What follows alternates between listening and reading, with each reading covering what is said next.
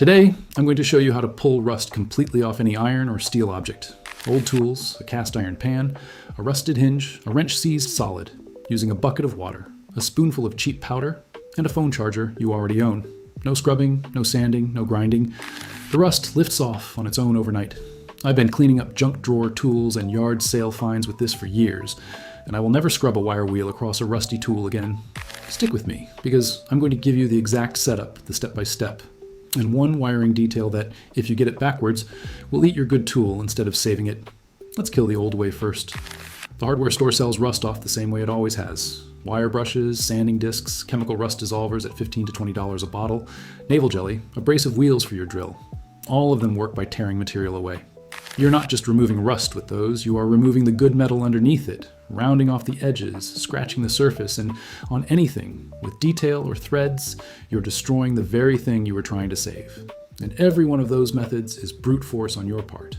Rust in the bottom of a threaded hole, rust in the teeth of a gear, rust down inside a tool you cannot even reach with a brush. None of that comes clean by scrubbing.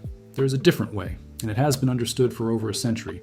It's called electrolytic rust removal, and the principle is the opposite of scrubbing. Instead of tearing the rust off, you reverse the chemical reaction that created it. Rust is iron that has given up electrons to oxygen. That's all rust is, iron oxide, iron that's been chemically robbed. What you're about to do is run a low electric current through a saltwater style bath that feeds those electrons back, breaks the bond holding the oxygen to the iron, and lets the rust release from the surface and fall away as loose sludge. The clean metal underneath is left completely untouched. It doesn't get sanded, it doesn't get thinned, it gets restored. And here's the part that sounds impossible until you see it. It cleans rust out of cracks, threads, and holes your hand could never physically reach, because electricity goes everywhere the water goes. I'll show you exactly how to set it up, but first you need to understand the four things doing the work. You need a container, a current, an electrolyte, and a sacrificial piece of metal. The container is any plastic bucket or tub big enough to hold your rusty object with room around it. Plastic only, never metal. The current comes from a DC power source, and the cheapest one you almost certainly already own is an old phone charger or any wall adapter with the end cut off, exposing two wires. A basic car battery charger works even better for big jobs, but for tools and pans, a phone charger does the trick.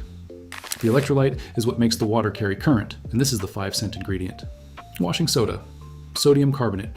You'll find it in the laundry aisle, a giant box for a few dollars that will last you years. Not baking soda, washing soda. About 1 tablespoon per gallon of water is all you need. And the fourth piece, the one most people don't understand, is the sacrificial metal. You need a second piece of steel in the bath that the rust effectively transfers toward.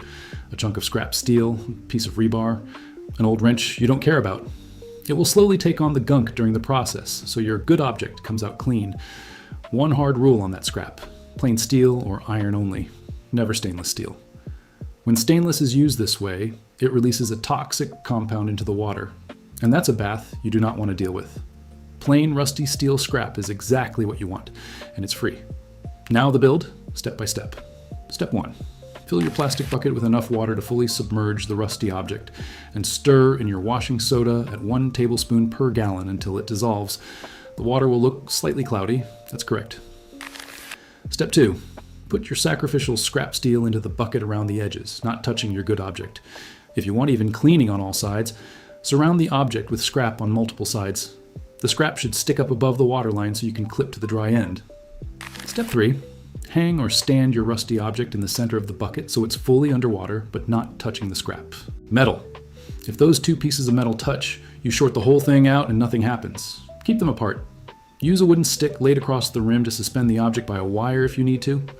Step 4, and this is the one you cannot get wrong. Your power source has 2 wires. The negative wire, the black one, clips to your good rusty object. The positive wire, the red one, clips to the sacrificial scrap steel. Negative to the treasure, positive to the trash.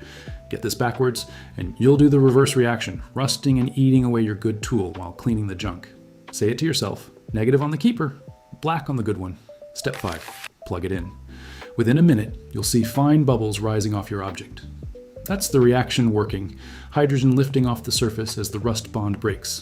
Leave it running for anywhere from 3 or 4 hours on light rust up to overnight on a heavy, deeply rusted piece. There's no penalty for going long. You cannot overclean it because once the rust is gone, there's nothing left for the current to act on. One safety point I won't skip because it matters. That bubbling gas is hydrogen and hydrogen is flammable. So run this in a ventilated space, a garage with the door open, a shed, outdoors, never a sealed closet, and keep it away from any open flame or spark. It's a small amount of gas and completely manageable, but you respect it. Open air, no flames, and you're fine. When you pull the object out, it'll be coated in a black film. That's not damage, that's converted rust, and it wipes right off with a rag or a quick scrub under the tap. Underneath is bare, clean metal, every pit and thread and crevice cleaned out with zero material lost. Dry it immediately and oil it, because bare, clean steel with no protection will flash rust within hours. A wipe of any oil seals it. Here's the math that makes this almost funny. A box of washing soda is about $4 and cleans dozens of objects. The charger is free, you already own it.